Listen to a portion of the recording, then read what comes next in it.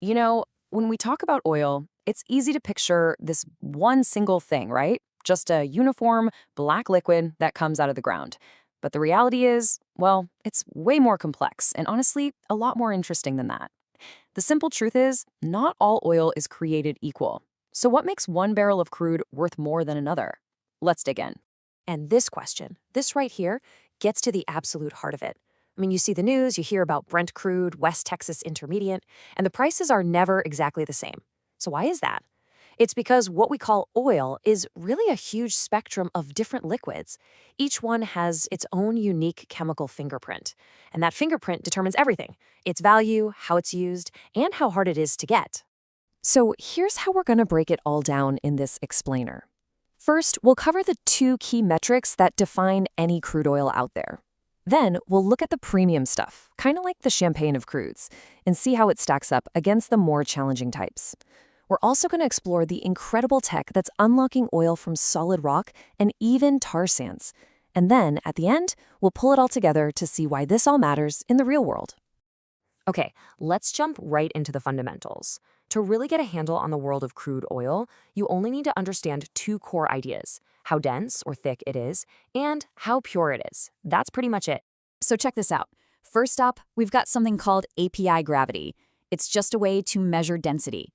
Now, it's a little weird because it's an inverse scale, so a higher number actually means the oil is lighter and less dense. That means it flows more easily. The second metric is sulfur content. Oil with low sulfur is called sweet, and believe it or not, back in the day, it literally had a slightly sweet taste and smell. High sulfur oil, on the other hand, is sour. It smells bad and it's corrosive. In the oil world, it's simple. Sweet is good, sour is bad. And this slide really lays out the two extremes perfectly. On one side, you've got your light sweet crude. It's the gold standard, it flows easily, it's pure, and it's exactly what refineries want. On the other side, you've got heavy sour crude. It's thick, it's full of junk, and it's a real headache to turn into useful stuff like gasoline. And here's the bottom line: light sweet crude always gets a premium price, while heavy sour crude always sells at a discount. All right, let's start with the star of the show, the benchmark that everybody in the industry wants: light sweet crude. And a perfect example of this is West Texas Intermediate, or WTI. It's one of the world's most important oil benchmarks. Just look at these specs. Its API gravity is almost 40 degrees, which makes it incredibly light. And its sulfur content, a tiny 0.24%, way below that 0.5% line, making it super sweet. This stuff is a refiner's dream. And because it's such high quality, turning it into fuel is pretty straightforward. You basically just heat it up in a big distillation tower, and it naturally separates into all its valuable parts. The result? You get a ton of high-profit fuels like gasoline, diesel, and jet fuel with very little extra work. It's efficient, it's clean, and it makes a lot of money. Okay, now let's flip the coin over completely. Let's enter the world of heavy sour oil, where things get a whole lot more complicated and a whole lot more expensive. For this, let's look at Western Canadian Select, or WCS. The difference between this and WTI is just stark. Its API gravity is just over 21, which puts it firmly in the heavy category. And the sulfur? A whopping 3.5%. That's about 14 times more sulfur than WTI. This stuff is thick like molasses, it's corrosive, and it's packed with impurities. And because of all that, you can't just distill it. No way. Refining it is a tough, multi-stage process. You need massive, expensive, and super energy-intensive equipment to do things like coking, which basically cooks the oil at intense heat, and hydrocracking, which uses hydrogen to break it down even further. And then you have to do a whole separate step just to get all that nasty sulfur out. It's more work, more energy, and at the end of the day, a lot more cost. So we have easy oil and we have hard oil. But what happens when that easy, high-quality oil is trapped in a place that makes it almost impossible to get to? Well, that brings us to the American shale revolution. For decades, everybody knew there were just enormous amounts of top-quality, light sweet oil locked away inside these dense shale formations. The problem was the rock itself. It was so tight, so impermeable, that the oil just couldn't flow out to a well. It was like a massive treasure locked away in a geological vault that no one had the key to. And the key that finally unlocked that vault was a combination of two amazing technologies: horizontal drilling and hydraulic fracturing, what most of us know as fracking. So first, companies drill down, and then they turn the drill bit sideways, running a pipe for miles right through that oil-rich rock layer. Then they pump a specially designed fluid down at an incredibly high pressure. This creates tiny little cracks or fractures in the rock, which act like highways for that trapped oil to finally flow out.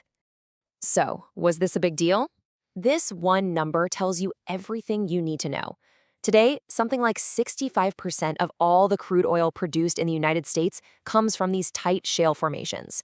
This one technological breakthrough completely reshaped the entire global energy map, and it turned the U.S. into the world's biggest oil producer.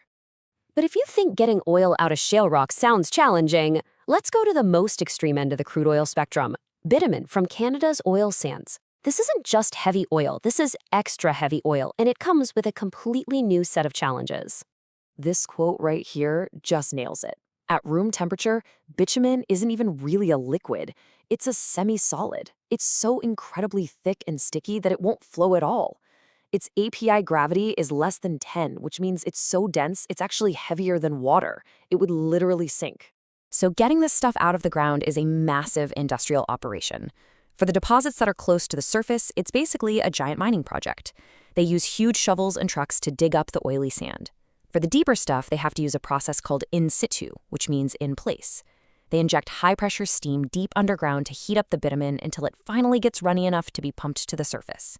And even after all that incredible effort, the raw bitumen is still too thick to move through a pipeline, so it has to be processed again just to be sold.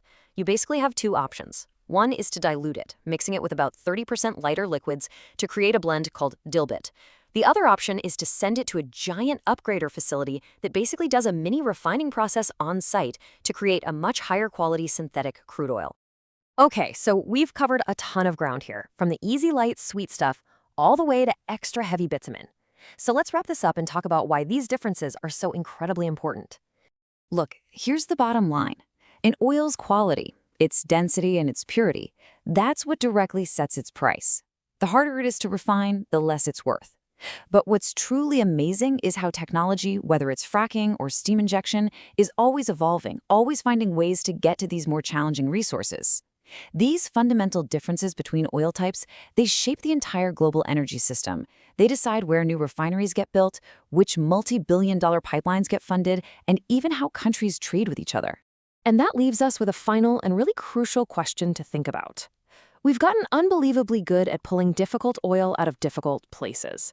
But as the world's conventional, easy oil gets harder and harder to find, what will be the real cost, both in dollars and for our environment, of relying more and more on these complex, energy-intensive resources to power our world?